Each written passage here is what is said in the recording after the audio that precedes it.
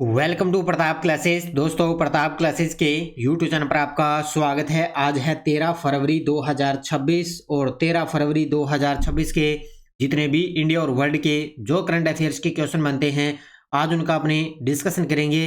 पूरा वीडियो ध्यान से देखना और लास्ट में आपसे क्वेश्चन पूछूंगा जिनके जवाब आपको कमेंट बॉक्स में देना होगा। आज अपने पढ़ेंगे बहुराष्ट्रीय नौसैनिक अभ्यास मिलन 2026। 15 फरवरी से स्टार्ट हो रहा है।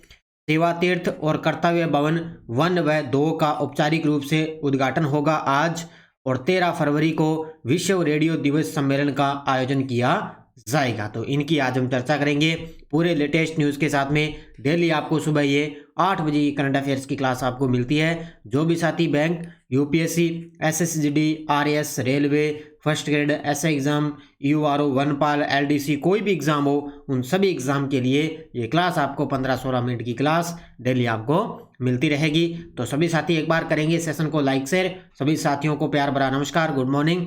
तो सबसे पहले हमने 12 फरवरी को क्या पढ़ा था, उन क्वेश्चनों को पढ़ेंगे। देखिए, इंडिया एआई इम्पैक्ट समिट 2026 का उद्घाटन कौन करेंगे? तो प्रधानमंत्री मोदी जी। ट्रांसपेरेंसी इंटरनेशनल द्वारा जारी भ्रष्टाचार धारणा सूचकांक 2025 के अनुसार कौन सा देश टॉप पे है? तो वो है Denmark. United states green building council और ग्रीन बिजनेस सर्टिफिकेशन इंक द्वारा जारी 2025 की LEED लिस्ट में चीन और भारत को कौन सा स्थान मिला? चीन को पहला और भारत को दूसरा स्थान।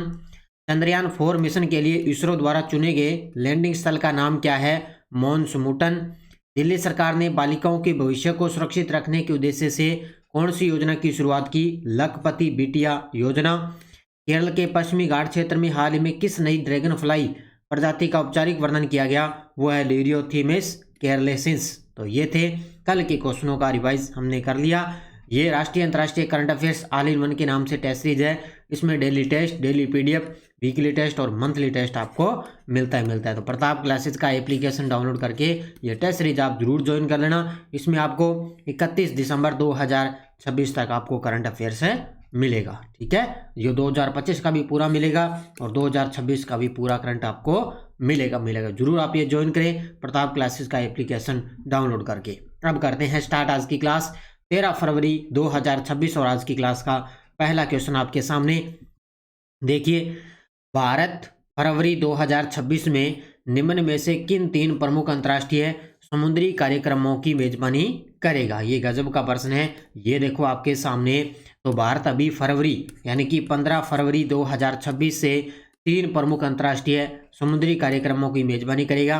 कौन कौन से हैं? एक तो है अंतर्राष्ट्रीय नौसैन्य बेड़ा समीक्षा, एक है मिलन 2026 और एक है IONS प्रमुखों का सम्मेलन। तो इन 3 प्रमुख अंतर्राष्ट्रीय समुद्री कार्यक्रमों की मेजबानी करेगा। तो ये अभी 15 फरवरी से स्टार्ट होंगे और ये कार्यक्रम चलेंगे 25 फरवरी तक। तो उसको उत्तर होगा इसका ऑप्शन नंबर बी। देखो, इसका जो आयोजन स्थल होगा वो विशाखापट्टनम आंध्र प्रदेश में होगा। आयोजन रहेगा 15 से 25 फरवरी 2026 और मेजबान देश रहेगा भारत। तो 3 प्रमुख कार्यक्रम मैंने बता दिए। अंतर्राष्ट्रीय नौसैन्य बेड़ा समीक्षा 2026, बहुराष्ट्रीय नौसैनिक अभ्यास मिलन 2026 और हिंद महासागर नौसेना संगोष्ठी प्रमुखों का सम्मेलन। तो ये 3 मुख्य रूप से सम्मेलन कार्यक्रम रहेंगे। 15 से 25 फरवरी के बीच में इनका आयोजन होगा। विशेष उपलब्धि, पहली बार भारत इन तीनों प्रतिष्ठित अंतर्राष्ट्रीय समुद्री आयोजनों की एक साथ मेजबानी करेगा। यानी कि पहली बार भारत है इन तीनों सम्मेलनों की मेजबानी है वो एक साथ करेगा। यह आयोजन माननीय प्रधानमंत्री मोदी जी द्वारा 2025 में घोषित महासागर विजन को साकार करने की दिशा में एक महत्वपूर्ण कदम है माना गया है। तो ये अभी हाल ही में 15 फरवरी से ये स्टार्ट होगा और 25 फरवरी तक इसका आयोजन चलेगा। ठीक है, तो इसको अच्छे तरीके से याद कर लेना।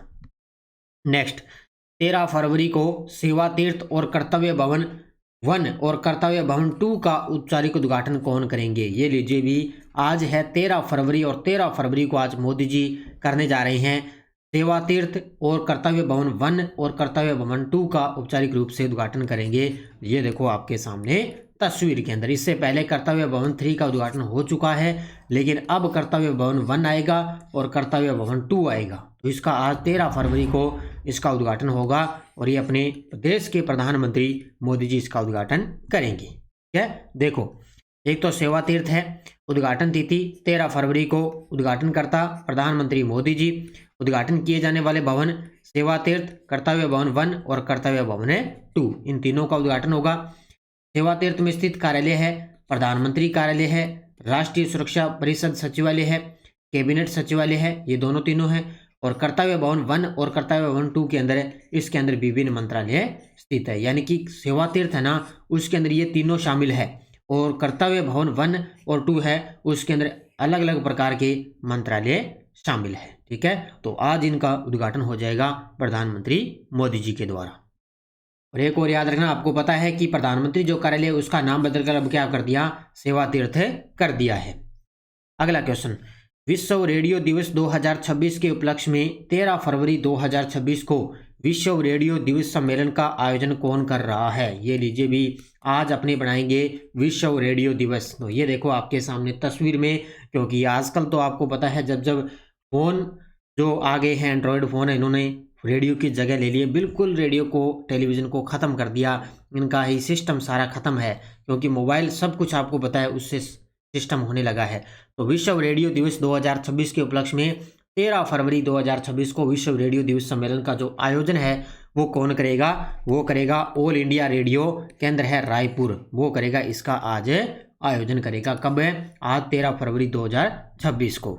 देखो, विश्व रेडियो दिवस 2026 आयोजन 13 फरवरी 2026 को कौन है? ऑल इंडिया रेडियो केंद्र रायपुर छत्तीसगढ़ के अंदर है, वो इसका आयोजन करेगा। सहयोगी रहेगा इसका यूनेस्को, और मुख्य विषय रहेगा इसका रेडियो और एआई। क्या रहेगा? रेडियो और एआई, वो उसका मुख्य रूप से विषय रहेगा। ये भारत का पहला सामुदायिक रेडियो स्टेशन है। उद्घाटन तिथि 1 फरवरी 2004 और उद्घाटनकर्ता भारत रत्न श्री लाल कृष्ण अडवाणी, यानी कि भारत का पहला सामुदायिक रेडियो स्टेशन है, उसका उद्घाटन किया था 1 फरवरी 2004 को। किसने? भारत रत्न श्री लाल कृष्ण अडवाणी ने इसकी शुरुआत की थी भारत के अंदर। ठीक है, तो अभी आज 13 फरवरी को विश्व रेडियो दिवस बनाया जाएगा। गुणवत्ता आश्वासन सम्मेलन कहाँ आयोजित किया जाएगा? गुणवत्ता आश्वासन सम्मेलन है वो कहाँ पे आयोजित किया जाएगा? तो ये भी आज आयोजित होगा। तो कहाँ पे? मानेकशा ऑडिटोरियम नई दिल्ली के अंदर आज 13 फरवरी को गुणवत्ता आश्वासन सम्मेलन आयोजित किया जाएगा। कहाँ पे? नई दिल्ली के अंदर। ये देखो आपके सामने तस्वीर के अंदर, देखो गुणवत्ता आश्वासन सम्मेलन आयोजन तिथि 13 फरवरी 2026 को, स्थान मानेकशा ऑडिटोरियम नई दिल्ली में। इसका विषय रहेगा ट्रेसेबिलिटी, स्पीड और trust, leveraging technology for smarter quality assurance, ये इसका मुख्य रूप से विषय रहेगा। उद्देश्य है गुणवत्ता आश्वासन प्रक्रियाओं को मजबूत बनाना, विनिर्माण श्रृंखला में पता लगाने की क्षमता बढ़ाना और अनुमोदन और प्रमाणन में तेजी लाना, ये इसका मुख्य रूप से उद्देश्य रहेगा। तो गुणवत्ता आश्वासन सम्मेलन नई दिल्ली के अंदर आयोजित होगा आज 13 फरवरी को, जिसका विषय ट्रेसेबिलिटी, स्पीड और trust, leveraging technology for smart quality और इंश्योरेंस। तो ये आपको याद रखना है अच्छे तरीके से। अगला, हाल ही में किस पद से हटाने के लिए विपक्षी दलों ने नोटिस दिया है? ये काफ़ी भाई चर्चा में चल रहा है, हालांकि वैसे मैंने पढ़ लिया था, मैंने सोचा इसकी थोड़ी और डिटेल आ जाए, क्या प्रक्रिया है, क्या कुछ नहीं चल रहा, तब मैं आपको एक साथ इसमें चीज़ें करवाऊंगा। तो ये आपको पता है, आपने पढ़ा होगा न्यूज़ के अंदर। तो किस पद से हटाने के लिए विपक्षी दलों ने नोटिस दिया है? लोकसभा स्पीकर को। ये होगा इसका ऑप्शन नंबर बी उत्तर है। अपने लोकसभा जो अध्यक्ष ओम बिरला है, उनको हटाने के लिए विपक्षी दलों ने नोटिस दिया है कि इनको हटाया जाए पद से। ये प्रस्ताव पारित करें और इनको लोकसभा अध्यक्ष से पद से हटाया जाए। क्या प्रक्रिया है? देखो, लोकसभा स्पीकर को हटाने हेतु नोटिस, एक एक पॉइंट पढ़ लेना। स्पीकर पद से ओम बिरला को हटाने के लिए विपक्षी दलों ने हाल ही में एक नोटिस सदन महासचिव उत्पल कुमार सिंह को सौंपा। यानी कि जो विपक्षी दल है ना, उन्होंने एक जो नोटिस है वो सदन महासचिव उत्पल कुमार सिंह उनको सौंपा।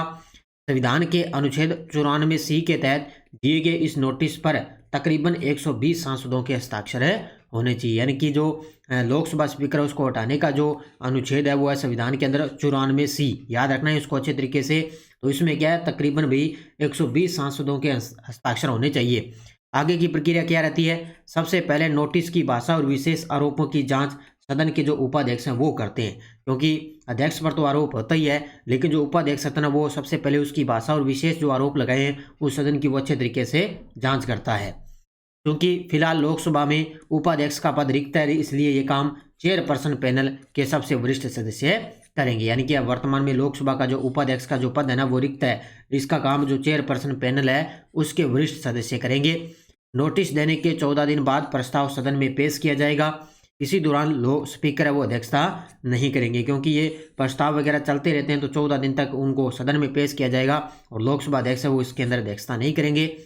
सदन में नोटिस पेश होने के बाद यदि 50 सांसद इनका समर्थन करते हैं तो इस पर 10 दिन तक चर्चा हो सकती है। ये काफ़ी लंबा चौड़ा ये चलता रहेगा, क्योंकि 50 सांसद इसका अगर समर्थन करते हैं तो 10 दिन तक चर्चा रहेगी और चर्चा के बाद मतदान होता है। अभी लोकसभा में 543 सीटें हैं, जिसमें 13 सीट खाली है और इस समय स्पीकर को हटाने के लिए 266 वोट चाहिए होंगे, क्योंकि इससे पहले भी बहुत सारे आए हैं। तो मैं आपको एक आधा उदाहरण बताता हूँ जिस प्रकार, क्योंकि पहले भी आए हैं, जिस प्रकार मैं बताता हूँ। सर्वप्रथम ऐसा जो प्रस्ताव है ना वो 1954 के अंदर जो जीवी मावलंकर है उनके खिलाफ ये इस प्रकार का प्रस्ताव रखा गया था भी उनको हटाया जाए।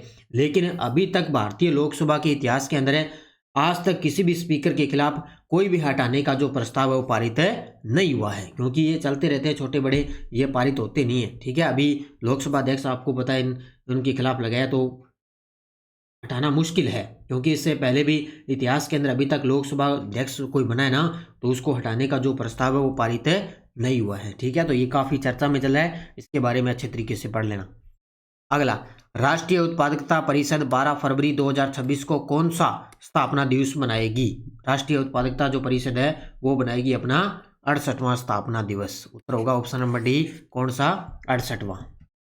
तो राष्ट्रीय उत्पादकता परिषद स्थापना दिवस 12 फरवरी 2026 को स्थापना दिवस क्रमांक 68वां। ये जो राष्ट्रीय उत्पादकता सप्ताह चलेगा 12 से लेकर 18 फरवरी 2026। तो स्थापना दिवस हुई थी इसकी 12 फरवरी को और ये जो सप्ताह चलेगा ये 12 फरवरी से लेकर 18 फरवरी तक चलेगा। इस वर्ष इसकी थीम है विकास के इंजन के रूप में क्लस्टर एमएसएमई में उत्पादकता का अधिकतम करना। ये इसका अब की बार इसकी थीम रही है। मुख्य उद्देश्य सूक्ष्म लघु और मध्यम उद्यमों को सशक्त बनाना और क्लस्टर आधारित विकास मॉडल को बढ़ावा देना। तो इसका मुख्य रूप से इसका उद्देश्य रहेगा। थीम आपको निश्चित तौर से कोई भी मैं आपको थीम बताता हूं तो उनको अच्छे तरीके से आप याद रखा करो। अब देखो आपके सामने वन लाइनर करंट पहला है, भारतीय सेना की पूर्वी कमान का अलंकरण समारोह उमरोई मेघालय के अंदर हुआ है। अब से स्कूलों और सरकारी कार्यक्रमों में राष्ट्रगान से ठीक पहले वंदे मातरम अनिवार्य रूप से गाया जाएगा। ये लीजिए भी, अब जितने भी स्कूल और सरकारी जो कार्यक्रम होंगे ना उनसे पहले क्या होगा, राष्ट्रगान से ठीक पहले वंदे मातरम अनिवार्य रूप से गाया जाएगा। मनोज मुकुंद नरवणे का संस्मरण है 4 स्टार्स ऑफ डेस्टिनी का विमोचन नहीं हुआ है। तो इनकी ये संस्मरण है मनोज मुकुंद नरवणे की 4 स्टार्स ऑफ डेस्टिनी, इसका विमोचन नहीं हुआ है। उत्तराखंड में शारदा रिवर कॉरिडोर का शिलान्यास किया गया है। तो ये आपको चारों के चारों अच्छे तरीके से पढ़ लेना बढ़िया तरीके से। और ये टेलीग्राम ग्रुप है, इन टेलीग्राम पे कोई सूचना, कोई लिंक, कोई नोटिफिकेशन सब आपको टेलीग्राम पे सूचना मिलती है। पिछले वीडियो का क्वेश्चन क्या था, 79वीं संतोष ट्रॉफी के फाइनल में सर्विसेज ने किस टीम को हराया? तो ये राया है केरल को। बहुत सारे विद्यार्थी ने बड़े गजब के जवाब दिए, उन सभी को बहुत बहुत शुभकामनाएं। अब देखो question for you, safe under-19 महिला चैंपियनशिप 2026 के फाइनल में भारत ने किस देश को हराया? नेपाल, श्रीलंका, भूटान, बांग्लादेश। इसका जवाब आपका कमेंट बॉक्स में देना है। अब देखो अपनी यस डोर्स पॉलिटिकल हमने स्टार्ट कर दी है। देखो क्या थी, कौन अधिकतम समय के लिए लोकसभा के अध्यक्ष के रूप में रहे थे? बलराम जाखड़। इस संविधान संशोधन ने निश्चित किया है कि प्रधानमंत्री को मिलाकर मंत्रियों की कुल संख्या लोकसभा सदस्यों की कुल संख्या की 15% से अधिक नहीं हो सकती। वो है 91वां संविधान संशोधन। और संविधान की किस अनुसूची में राज्यसभा की सीटों का राज्यवार आवंटन उल्लेखित है? वो है 4थी अनुसूची के अंदर। तो ये पॉलिटिकल के अच्छे तरीके से क्वेश्चन पढ़ लेना। अब देखो नेक्स्ट डोज आपके लिए, भारत के किस राष्ट्रपति के निर्वाचन में द्वितीय वरीयता के मतों की गणना की गई थी? उस राष्ट्रपति का नाम बताना है। उच्चतम न्यायालय के न्यायाधीशों की नियुक्ति की सिफारिश करने में से पूर्व भारत के मुख्य न्यायमूर्ति को कितने श्रेष्ठतम न्यायाधीशों से सलाह मशवरा करना होता है बताना है। और संविधान के अनुच्छेद 355 में आपात की किन दशाओं का उल्लेख इसके अंदर दिया हुआ है? तो तीनों का जवाब आपको कमेंट बॉक्स के अंदर देना है, क्योंकि पॉलिटिकल आपको अच्छे तरीके से इंडिया वाली है वो मैं यहाँ पे लगभग 1 महीने तक करवाऊंगा और 1 महीने तक लगभग आपकी पॉलिटिकल तैयार हो जाएगी। ठीक है। इनके जवाब आपको अच्छे तरीके से दिया करो। ये अपनी स्कूल व्याख्याता की करंट अफेयर्स की टेस्ट सीरीज है। राष्ट्रीय, अंतर्राष्ट्रीय, राजस्थान तीनों का करंट आपको मिल रहा है। LDC 2026 करंट अफेयर्स की टेस्ट सीरीज SI की है, CAT की चल रही है। अच्छे तरीके से आप प्रताप क्लासेस का एप्लीकेशन डाउनलोड करके इनको आप ज्वाइन कर सकते हो, ठीक है। तो ये थी आज की अपनी क्लास। सभी साथी करेंगे वीडियो को जाते जाते लाइक शेयर। धन्यवाद। जय हिंद, जय भारत, जय राजस्थान।